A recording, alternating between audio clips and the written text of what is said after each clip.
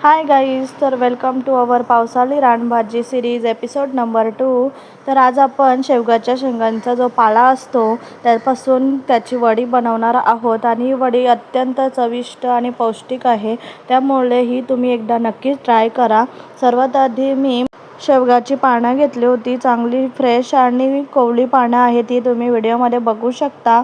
आणि ही पानं मी स्वच्छ अशी धुवून त्यांना कट करून घेतली होती बारीक, आणि त्यानंतर याच्या वड्या बनवायला घेतल्या होत्या मी. तुम्ही व्हिडिओमध्ये बघू शकता. अत्यंत पौष्टिक आणि बहुगुणकारी असा शेवग्याला मानला जातो. त्याच्या शेंगा देखील खातात आणि त्याच्या पानांची भाजी बनवतात आणि त्याच्यापासून खूप काही बनवतात. औषधी मानला जातो शेवगा खूप. तर ही रेसिपी तुम्ही एकदा नक्की ट्राय करा. सर्वात आधी मी मिरची आणि लसूणची पेस्ट प्रिपेअर करून घेतली आणि कट करून घेतलेल्या शेवग्याच्या पानांमध्ये मी 1 कप बेसन ॲड केलं होतं आणि हाफ कप यामध्ये मी तांदळाचं पीठ ॲड केलं होतं. तुम्ही क्वांटिटी आहे ती पानांवर डिपेंड आहे. पानं तुमची जास्ती घेतले असेल तर तुम्ही पिठाचं प्रमाण आहे ते कमी जास्त करू शकता. त्यानंतर यामध्ये मी हळदी पावडर ॲड केली होती आणि आपला जो घरगुती मसाला असतो तो 2 चमचे मी यामध्ये ॲड केला होता. आगरी मसाला ॲड केला होता मी, आणि तुमच्याकडे जो मसाला असेल तो तुम्ही यामध्ये वापरू शकता. मिरची लसूणची पेस्ट आपण जी प्रिपेअर करून ठेवली होती ती 2 चमचे मी यामध्ये ॲड केले होते.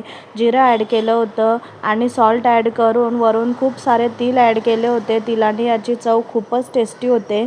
अशा प्रकारे जर तुम्ही ही वडी बनवली तर तुमच्या घरी सर्वांना आवडेल आणि ही वडी अत्यंत पौष्टिक आहे. मोरिंगा पावडर युजली आपल्या घरात खायला म्हणजे नाक मुरडतील, पण ही वडी तुम्ही अशा प्रकारे जर बनवली तर तुमच्या घरी तुम्हाला म्हणजे कॉम्प्लिमेंट्स मिळाल्याशिवाय राहणार नाही आणि त्यांना कळणारसुद्धा नाही की आपण शेवग्याची पानं खातोय. तर अशा पद्धतीने ही वडी तुम्ही बनवा. खूप टेस्टी होते ही वडी. आणि त्यानंतर चांगल्या प्रकारे मी मिक्स करून घेतलं होतं आणि कन्सिस्टन्सी तुम्हाला या वडीची पातळ ठेवायची नाही आहे, म्हणजे अशी मीडियम ठेवायची आहे, जेणेकरून आपल्या हाताच्याच साहाय्याने आपण ते गोळा आहे तो प्रिपेअर करू शकतो. तुम्ही व्हिडिओमध्ये बघू शकता. आणि अशा पद्धतीची कन्सिस्टन्सी जर असली तर तुमच्या ज्या वड्या आहेत त्या खूपच खुसखुशीत अशा होतील. आणि त्यानंतर स्टीमरमध्ये मी यांना 15 मिनटं वाफवून घेतलं होतं आणि 5 मिनटं मी तसेच ठेवून दिले होते, जेणेकरून ती तिच्या स्टीमने अशी पूर्णपणे शिजून जाईल. आणि एकदम थंड झाल्या वड्या की तुम्हाला त्या कट करून घ्यायच्या आहेत आणि जाड पातळ तुम्ही ज्या शेपने तुम्हाला आवडतात तशा तुम्ही कट करू शकता. आणि मी यांना डीप फ्राय आणि शॅलो फ्राय दोन्ही पद्धतीने बनवल्या आहेत.